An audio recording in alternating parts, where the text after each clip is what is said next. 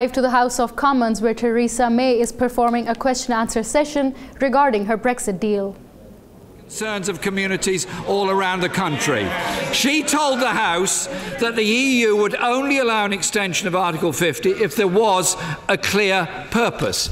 She's travelling to Brussels tomorrow morning to meet the EU summit leaders. What is her clear purpose? I think if the right honourable gentleman had listened to the answer I gave to the first question that was posed in PMQs, he would have heard that. Well, it wasn't clear at all, Mr. Speaker, other than she's going to try again with what we'll now term MV3.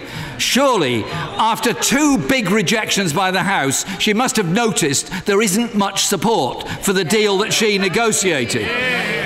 So we learned this morning, Mr. Speaker, that she's only going to ask for a short extension, which directly contradicts what the Cabinet Office Minister told the House, saying in the absence of a deal, seeking such a short and critically one-off extension would be downright reckless and completely at odds with the position this House adopted only last night. So who is downright reckless here, Mr. Speaker? The Prime Minister ploughing on with an unachievable, unsupported deal, or others in this House who want to achieve something serious and sensible to prevent the damage to the British economy, jobs and living standards all over this country. The right honourable gentleman talks about trying to achieve something sensible. It's the right honourable gentleman who last week abstained on a vote of a second referendum, despite the fact that it's Labour Party policy, and then had the nerve to stand up in this House and say he reiterated their support for a second referendum. He has no idea what he wants on the future of this issue. He asks about a long extension. He asks about a long extension. I'm opposed to a long extension. I don't want a long extension. Setting aside the issue that a long extension a long extension would mean we would have to hold the European parliamentary elections, which I don't think is in anybody's interests. The outcome of a long extension would be endless hours and days of this House carrying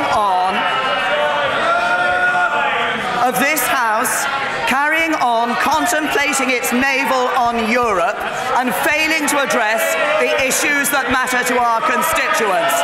Their schools... Order. The answer from the Prime Minister must be heard, and everybody else will be heard. The Prime Minister.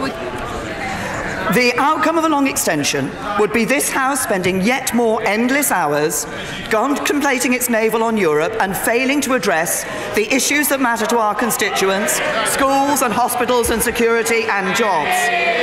This House has indulged itself on Europe for too long.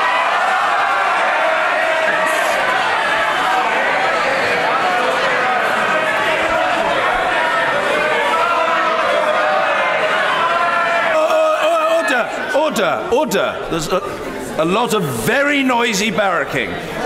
Order. The Prime Minister's reply will be heard, and colleagues know that I am happy for the exchanges to take place for as long as is necessary to ensure that they are orderly. The Prime Minister. It's time for this House to determine that it will deliver on Brexit for the British people. That's what the British people deserve. They deserve better than this House has given them so far. Mr. Speaker, to describe the parliamentary process as one of indulgence doesn't show much respect for the democratic process that sent us here in the first place. The House, Mr. Speaker, has twice rejected the Prime Minister's deal. She's trying to come back for another attempt on Monday. Further to your ruling last Monday, she's got to come up with something a bit different than she's come up with so far. So what significant changes will there be, either to the withdrawal agreement or the political declaration, that will even allow the Prime Minister to table it on Monday? The right honourable gentleman talks about respect for democracy.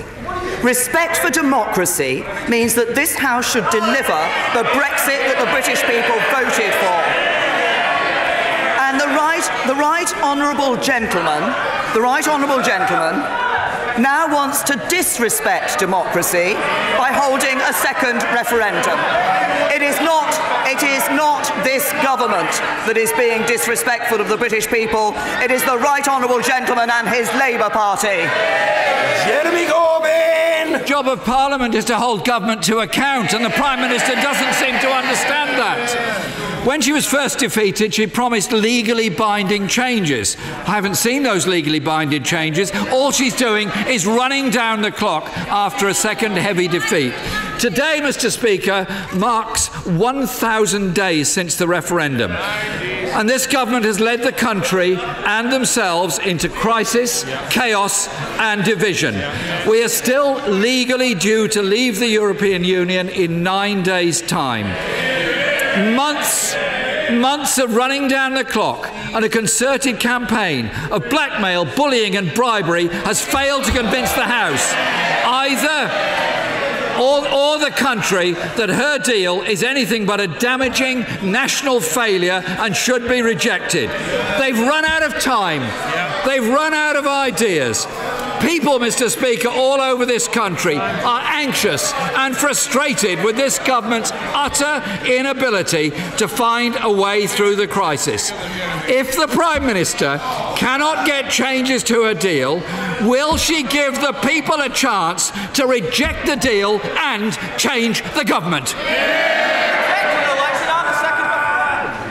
Can I say to the right honourable gentleman, I think he's actually just made the point that I was making in my previous answer to him, that he doesn't want to actually respect the vote that took place in the referendum in 2016. We have a deal that keeps millions of livelihoods safe and secure. It protects the Union for the future. It means murderers and rapists on the run can be brought back quickly to face justice in this country. No deal won't do that. The deal is good for this country. It delivers Brexit and it should be supported. Indus. Thank you very much, Mr. Speaker. The announcement this week of the closure of Coe's Lowestoft shop, following on from those of Beale's, Argos and Body Shop, highlights the challenges that the High Street in Lowestoft currently faces. To address these, Waveney District Council are submitting an expression of interest to the Future High Street Fund, which I anticipate will be heavily oversubscribed. I acknowledge the various initiatives the government have put forward, but can the Prime Minister assure me that a coordinated, sustained and properly resourced approach, working with councils, will be pursued to revitalise our town centres, which are so vital to local communities and economies? Well, first of all, my honourable friend makes an important point about the significance of town centres for our local communities. Can I say to my honourable friend, thank you also for highlighting the work that we are doing, the help we're providing through the Future High Streets Fund. Of course, high streets are changing, but we want to help them in that process and help them to adapt. That's why, as he said, the Future High Streets Fund is there. It has 675 million available to support local areas. But I'd like to also reassure my honourable friend that in doing this, we will be promoting partnership across the public and private sector, including local businesses, in developing those plans for the future of their high streets. Ian Blackford. Thank you, Mr. Speaker. And can I associate myself with the remarks of the Prime Minister on the outrage that we all feel from what happened in Christchurch in New Zealand? We must work collectively together to drive hate out of our societies across the globe. And our thoughts are very much with the people of Mozambique, with Zimbabwe and those from Malawi. And we must do all we can to support those in those communities. Mr. Speaker, all our constituents will be watching on at the crisis and chaos that we're in, and we need to reflect on the fact that we are a week away from what is the intended day from leaving the European Union and the responsibilities that we all have. Mr. Speaker, 6 days ago, the Chancellor of the Duchy of Lancaster said, in the absence of a deal, seeking such a short and critically one-off extension would be downright reckless. Whoa. Downright reckless, Prime Minister. Does she agree with her de facto deputy that her actions this morning are downright reckless?